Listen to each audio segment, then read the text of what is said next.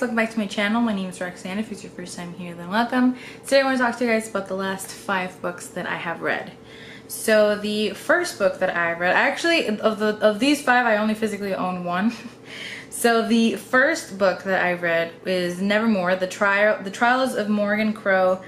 It is the first book in the Nevermore series by Jessica Townsend. And I might put a picture up, but otherwise it looks like this. It is a middle grade fantasy series, the first in a series, about this young girl named Morgan Crow who lives in this city where they believe that she is cursed and that everything bad that happens in the city, any of the citizens of the city, is because of Morgan. So if she wishes anybody good luck with, say, their spelling bee and they lose, the entire town thinks that it's because of her. If she says that it's such a dry, hot day and it downpours and it storms and it just happens to be a horrible rainy storm, they all blame Morgan. And it's really, really sad because she doesn't think that she's actually doing any of these things. She's trying to desperately sort of hope that they realize that she's not at fault for any of this. But the town is sort of conditioned to think that she is at fault. And so there's a lot of sort of funny quirks and silliness to this book, but it's all presented in such a heartwarming way. You fall in love with Morgan and with the world that's created in this story. I loved it very, very much. And so on her, I believe it's 12th birthday, there's a special day that happens in which I think the seasons change, or a new era starts in this world. And on that day, any cursed child who was born on the last of those days, sort of the change of an era or something, is to die. So it was a 12-year time between the last time this day happens and the next time it's due to happen, and she's supposed to die on this 12th day. And when the day comes, this man appears into her family home and offers to bring her to this other world that she had no idea existed, and he is going to be her host there, and he is going to train her to go through the trials to enter this wonder society. So it's people who control wonder, which is such a interesting concept to think about. And so she immediately decides to go. She trusts him even though she just met him, and she goes, and her family back home thinks that she's died because that's what they expected to happen anyway. And in order for her to go safely, the family needs to think that she's dead. So they think she's dead and she's going to a different world, and it's all about the trials of her trying to get into this wonder society. It's all about her making new friends, and it's full of magic and wonder, and it's so funny and it's cute and it's heartwarming, and I love the story so much. There are elements of like Harry Potter-y things that really seem nostalgic when you're reading it, especially if you're a big Harry Potter fan. But I mean, that's to be expected. Harry Potter is such a big thing that anything that sort of threads that line, people are going to think of Harry Potter, and it's going to remind them of that. But it's its own unique thing, and it's very special, and it's such a lovely, lovely story. I love it so much. Morgan, it's such a great character. I definitely recommend it if you like fantasy, if you like middle grade, or if it just sounds like something that you would enjoy. I definitely recommend it. I loved it so much. It's one of my favorite books this year. The next book that I read was The Kiss Quotient by Helen Huang, and this has been all over BookTube and Twitter, and it's an adult contemporary romance about a woman, an Asian woman who has autism, and she's very, very smart, and she is doing really great at her job, but she doesn't really seem to get dating, and it doesn't go well for her, and all of her experiences with dating and with sex have been horrible. And so she decides to hire an escort to teach her all about that. And of course you can guess where the story goes from there. I love that we get to see autism in a woman. Autism is so often presented in media through men, and statistically they are more likely to fall on the spectrum, but women have autism. My sister has autism, so it's so great to see that represented in a woman and it is own voices. So it was really fun. It was funny. It was such a quick read. If you're feeling for that, I definitely recommend it. I loved the characters. It was a touching story. You get to learn a lot about the daily life from someone who experiences it, the author who's sort of telling you about some of those experiences through that character. So that's always great to read, and I really enjoyed it. So if you are feeling for something like that, something light and fun, I definitely recommend it. Then I read Erotic Stories for Punjabi Widows by Balikaur Jaswal, and this is a story, I think I talked about it a little bit in one of my last weekend reads. So this is about a young woman who goes to a temple, I believe, to put a marriage sort of flyer. Her sister wants to get married, and so she's gonna put a flyer all about her sister so that prospective husbands can contact her and date her and hopefully marry her. And while she's there, she sees this is in England, she sees a flyer for an English teacher. So she's to go and teach English to Punjabi women in the temple. And so she comes, and then she realizes that it's not really teaching them to write. It's not, or it was teaching, the flyer was about them learning to write and hopefully compile the stories together into some sort of book or manuscript. So when she arrives, it turns out that she has to teach them everything because they're illiterate. So they don't know how to read or write in English, and so she kind of has to backtrack and starts to teach them. She becomes involved with them very quickly.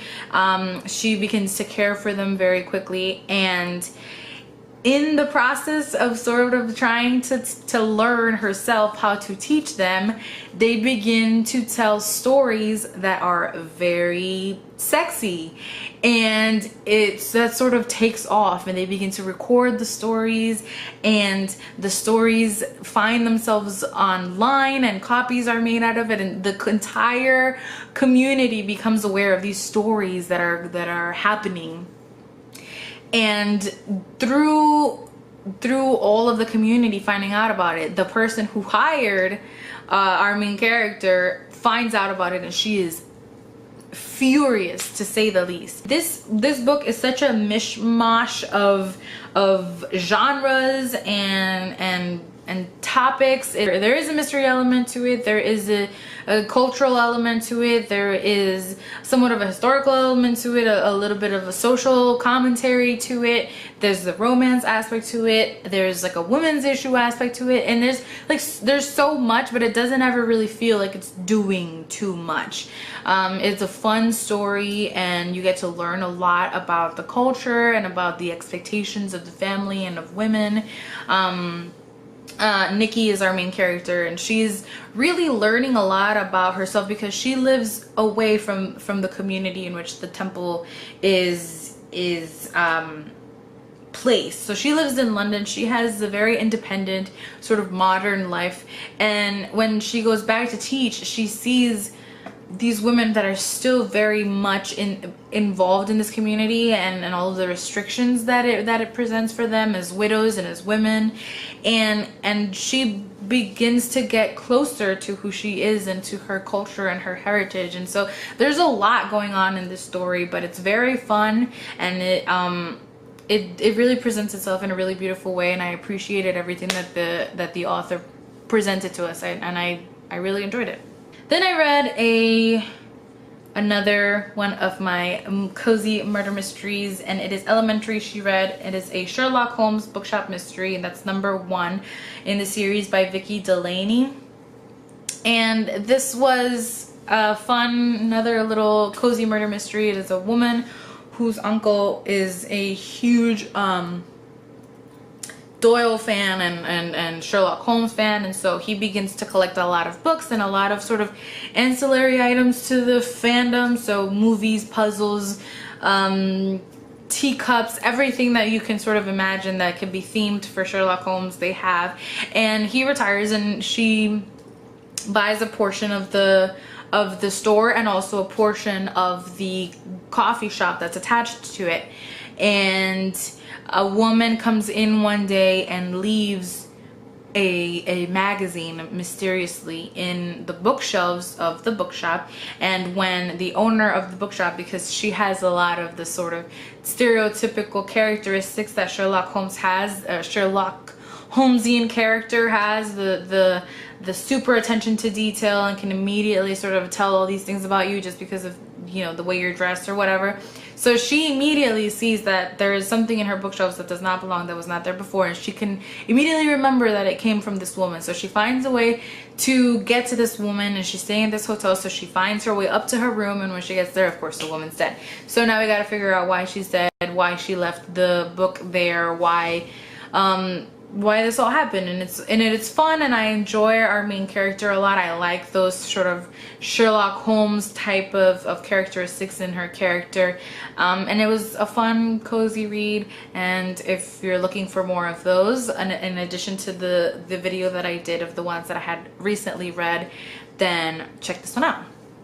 And then last but most certainly not least, and my favorite of the bunch, closely followed by Nevermore, but definitely my favorite, is The Unseen World by Liz Moore. Boy, did I love it so much. And this is about initially a 12-year-old girl named Ada who lives with her dad named David, who works in a lab with a lot of technology, is a scientist. So there's a lot of scientists that work with him, and her education has come strictly from the environment in which she's placed in this lab, and through the way that her father teaches her. So she doesn't have a sort of typical education. She doesn't go to school, private or public. She stays at home and she reads a lot, and she learns about puzzles and decrypting, and she understands very complex scientific matters and mathematical topics from a very young age because of the environment in which she grows up.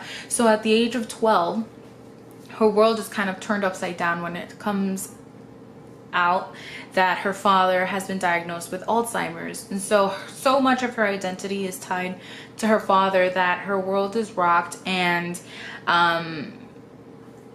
she begins to try and find herself still within who he is as a person and his history, but also aside from him and as her own person, as he is put in a home, and she moves in with one of his co-workers, who also happened to be a neighbor of hers. As they're starting to go through the process of changing custody of Ada from David to this co-worker, they find that David really isn't who they thought he was. There's no real record of David as he presented himself. His educational records don't really seem to exist. The people who may know something are kind of just saying like, he is who he is, don't really worry about it. And so she can't really ask him because his memory is getting worse and worse and worse, and she isn't finding much information. And so not only does she now have to figure out who she is on her own, she also has to grapple with, who really am I when all of this that I thought was true may not be. And so there is a mystery element to the story in which you're trying to figure out David's backstory, his history, his reasonings for doing things that in the way that he did, but that's really not the main sort of reason for the story existing, at least not in my opinion. The story exists to show you humanity and the beautiful relationships that can exist between young daughters and their fathers, to make you question typical education, to see relationships between children and adults, and it's a really human story. It's a really beautiful story. It's slow. It's really heartfelt. It's beautifully written, and I loved it so much. I engaged immediately with Ada. I cared so much for her and for her story, and I wanted her so much to succeed in everything that she did, and I just felt like I cared, and I was going through all of the emotions as she was. And I think that says something very powerful about the way that the author wrote the story, that I was able to feel all of that. And I think that everything that I have heard about this story, this book is true.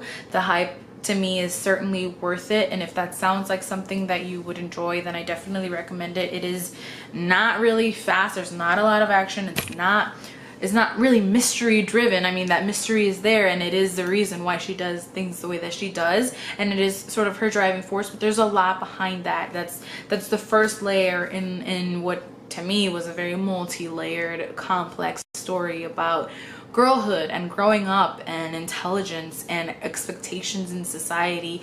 And there's so much there that I really appreciated. I have a grandmother with Alzheimer's, so that part of it I also felt very strongly. So I loved it, to say the least. I loved it, loved it, loved it. It is one of my favorite books of the year so far, and I think it will remain that way for the last 4 months of the year, but we'll see. But I'm sure you will see it in my end of year favorites video. So those are the books that I have read recently.